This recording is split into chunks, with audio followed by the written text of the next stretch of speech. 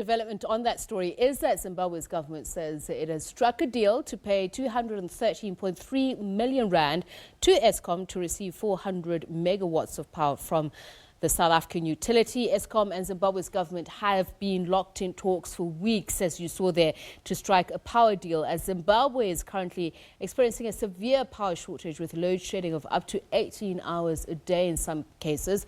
The power crisis has forced some Zimbabwean companies to shut down. Now, Zimbabwe's Energy Minister, Chasi, has been in South Africa to plead for urgent power supplies from Eskom. Joining us now to talk about these developments is Peter Mutasa, the President of Zimbabwe's Congress of Trade Unions. A very good evening to you, and thank you so much for speaking to us. So this latest news of a deal with Eskom, how do you receive it? Is it good news for consumers?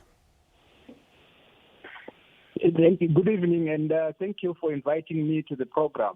It is good news for a number of Zimbabweans that are in distress, good news for ordinary consumers who are paying a lot in terms of accessing alternative energy, and good news for industry that is also suffocating, and many companies that are also on the verge of collapse.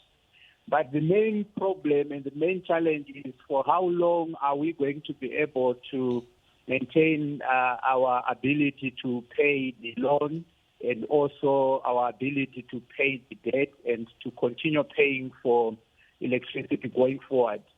Well, that's an interesting one, because the Energy Minister has said that the electricity and tariff distribution company ZETDC has engaged with the local bank to pay 50 million rand in guarantees to unlock that supply to Zimbabwe. So isn't that a step in the right direction? We have heard many pronouncements, many positive pronouncements from government officials, from ministers, and even at times from the president about commitments to pay or to procure important imports. But they've always fallen aside in terms of implementation. So we are quite very, very cautiously optimistic, because we don't know the source of that fund yet. It's not yet clear. And also, we don't know whether this will be sustained. So do you think that this is likely to be passed on to consumers, this guarantee? Sorry. Mr. Mutasa? Sorry? Are you saying that you fear that this 50 million rand loan, the guarantee to service the debt, is going to be passed on to Zimbabwean consumers? Obviously, if it's a debt, it will obviously be paid eventually by Zimbabwean consumers. But at the moment, the worry is not really about the date.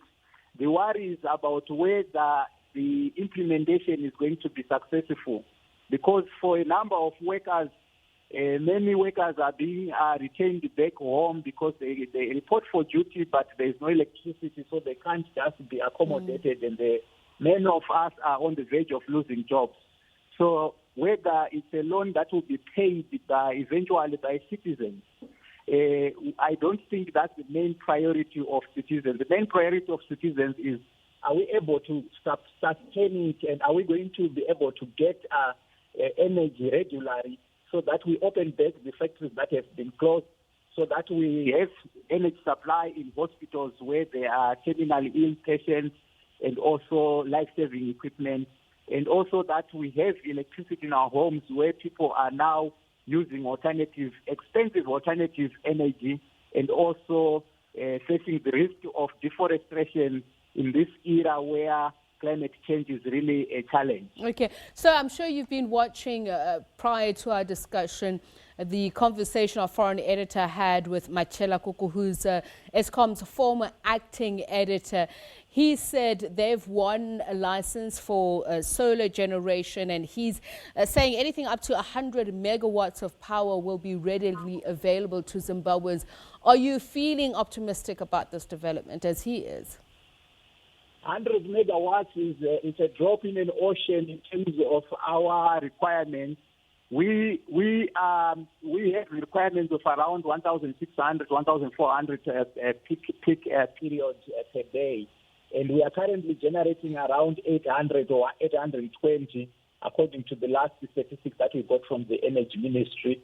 So 100 megawatts, it's okay, but it's not really something that will make us go back to optimal level. But it surely is something that will put load shedding in abeyance somewhat, or do you disagree with that?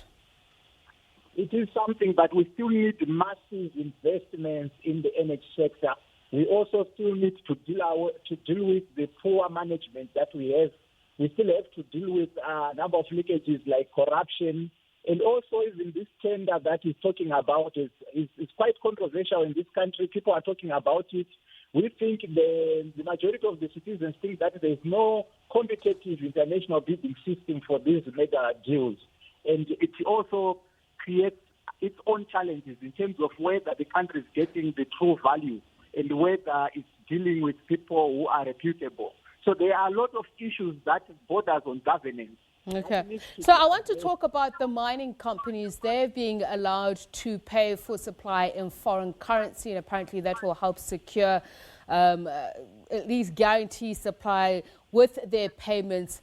Is this a positive step? And also, is it equitable, the amounts that people are paying, or is it still the poorer people, the unemployed, that are paying the bulk of electricity costs in Zimbabwe? The other challenge we have in the economy is distortions in the market, where the government allows other people to take their prices on foreign currency.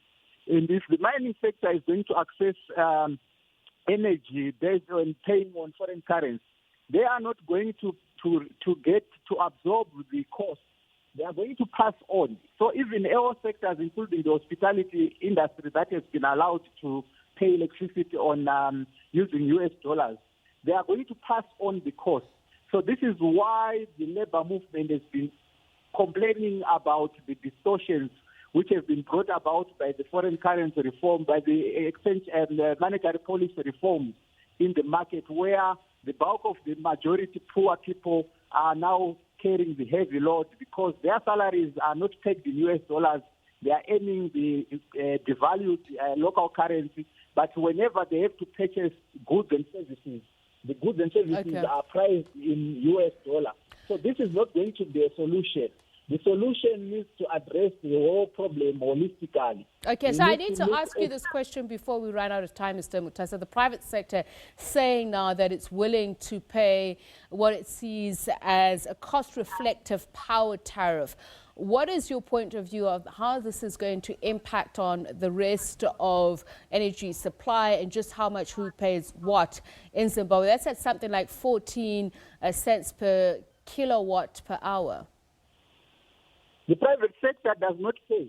It will simply pass on the cost, the additional cost to consumers. So that's the main challenge. We need a holistic and inclusive policy reform so that we carry everyone on board. We carry the consumers, we carry the hospitals, we carry the social service departments who are not able to carry that huge cost.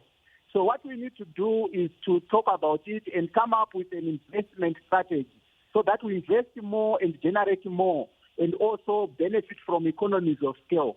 Just increasing costs is a short-term and very dangerous way to go in an economy where there's low aggregate demand already, in an economy where the majority are living in abject poverty. So that's not a feasible solution. It's a long-term solution that will not address all the issues that we are facing, including the shortages of foreign currency. Thank you so much for speaking to us. Zimbabwe's Congress of Trade Unions, Peter Mutasa, speaking to us there from Harare. And that's all we have time for here on African Perspective this week. So next week, we'll look at the Pan-African Parliament. We're asking this question, is it effective? But before we go, social media